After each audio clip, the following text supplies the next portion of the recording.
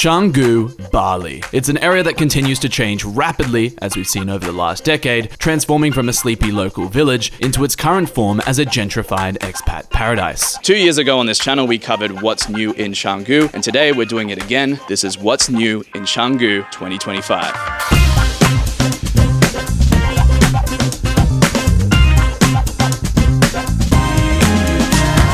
Alright guys, if you've been on the channel before, you would know that this channel is the channel for digital nomads, but if I make this video only about workspaces like I did last time, there's not going to be so much to cover. So in this video, I'll be incorporating more on the topics of fitness and nightlife. The biggest change I've noticed, especially in the last 2 years, is the absolute explosion in fitness culture. As Northside Story comically presents, Canggu used to be more of a surfer village, but now it seems to belong more to the gym bros. When I started training here back in 2018, this right here was one of the only options. Victory Fitness, a very standard, almost subpar gym. But now in 2025, Bali plays host to numerous luxury gyms with recovery areas that resemble more like resort facilities, with saunas, pools, ice baths, and jacuzzis. Not to mention there's this sport called Padel, the popularity of which has also exploded in the area, with numerous clubs all within a 10 to 15 minute drive of one another. So in this video, we're going to look at 3 categories of spaces: co-working, fitness, and fun. Alright, so like I said guys, the co-working scene hasn't changed too much in the last 2 years. Tropical Nomad is still here, Zen Cafe is still here, Boheme is still around, and Tribal is still going as well. Nebula is also still around, but unfortunately, Outpost Canggu closed in March of last year. I think perhaps there was just too much competition in the area, especially with Seta opening right next to it in 2022. Seta was actually around last time I covered what's new in Canggu, but somehow I missed it.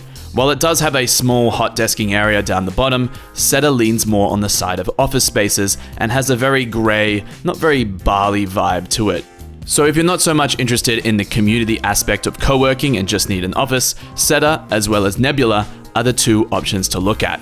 In my opinion, the best co-working space in Bali is hands down Bwork, which I briefly covered last time as a non-member, but after more than 6 months at Bwork over 2024, I can definitely say that Bwork is by far my favorite space in Bali. And if it's been a few years since you've been here, the only big difference is that the sunny room is now enclosed, which I think is a great move given the heat in Bali. And speaking of spaces that have changed at least a little bit in the last 2 years, Puco Rooftop has nearly doubled their indoor floor space with an extra room. If you remember last time we covered Puco Rooftop, I couldn't even get a seat to start with, so the extra room was very well needed.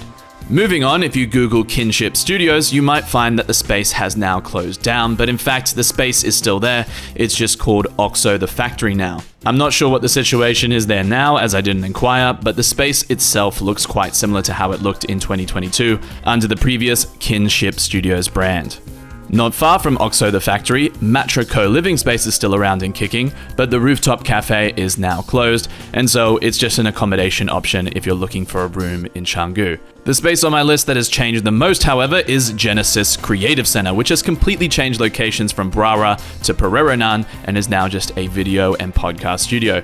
No more co-working, but if you're like me and need to film some studio content, the value for money at Genesis Creative Studio is simply unbeatable. And finally, we've got a brand new space in Canggu that just opened up a few months ago. It's called Sokkool Co-Living. This one is located in Brara and is obviously an accommodation option as well. Most importantly, it's the new workspace of Harren, who some of you will remember from the dojo days as the community manager of that space too. So make sure to pop in and say hi to Harren. Oh, and I almost forgot, a special mention goes out to this co-working space, Deos, which I only found because of a random road sign next to the gym I go to. This might take the cake for the smallest co-working space I've ever been to, with just 4 desks, but if you're the only one or one of the only ones here, it's a very ergonomic setup and recommended if you're not looking to meet people while you're co-working, you just want to work alone.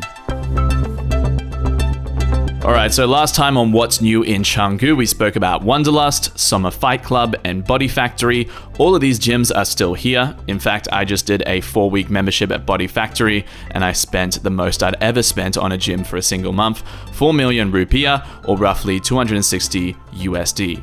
As I mentioned at the start of the video, Body Factory now has some competition in the realm of premium gyms with resort-style recovery areas, most notably Elite Fit Bali and the ironically named Wrong Gym.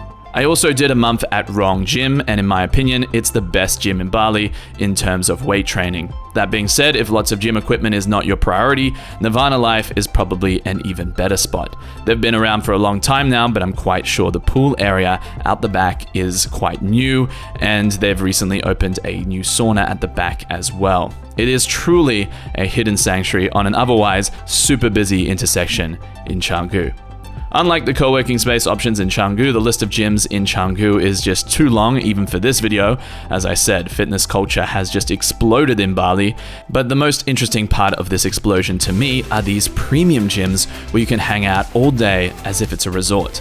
And speaking of fitness, the world's fastest growing sport, Padel, has exploded in Canggu with numerous courts within a short distance of one another. My favorite is Bali Social Club, which has a very premium feel to it with its own recovery center facilities as well. To finish off this category, I'm going to rapid fire some other options. In terms of Padel specifically, in addition to Bali Social Club, you've also got other Padel clubs like Bali Padel Academy, Jungle Padel, which has many locations all around Bali, and the Island Sports Club in Brawa. For weight training gyms, there's also At 6, Raw Gym, Top Stretching, which now has a gym floor for weight training, Alpha Gym, which is also a fight gym, and the super popular Obsidian in Pereranan. Not to mention, Bali MMA is still here, right next to Wanderlust as well. When it comes to the party scene in Bali, iconic venues like Finn's and La Brisa are still far from dead.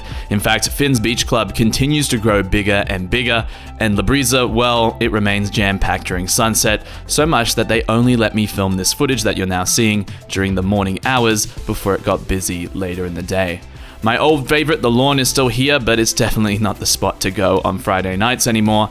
That place for me is either Morabito Art Villa or Desa Kitsuné. Morabito on Fridays used to be my favorite, but Desa Kitsuné stole their spot when they opened up during the middle months of 2024.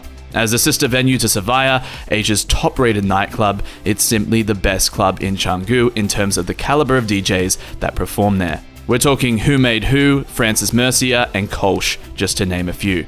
And while most clubs in Canggu have simply gotten busier, the old Pretty Poison, which some of you might remember from the pre-pandemic days, moved all the way from the Canggu shortcut to over in Kadungu, and then later closed down completely.